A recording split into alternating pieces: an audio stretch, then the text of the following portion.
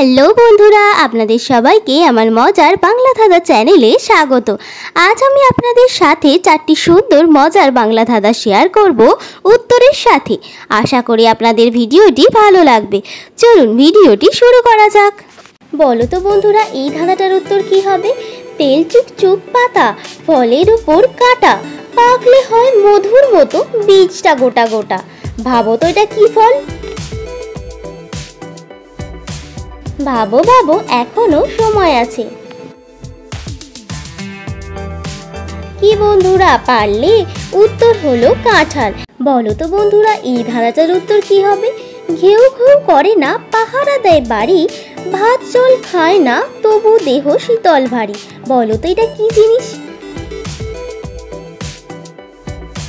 ভাবো ভাবো, এখনো সময় আছে। কি বন্ধুরা, পারলে? উত্তর হলো তালা। বলো তো বন্ধুরা, এই ধাঁধাটার উত্তর কি হবে? পেট কেটে দিলে পরে সব লোকে খায়, না কাটলে সব প্রজার রাজাকে দিতে হয়। বলো তো কি এটা? ভাবো ভাবো, এখনো সময় আছে। কি বন্ধুরা, পারলে?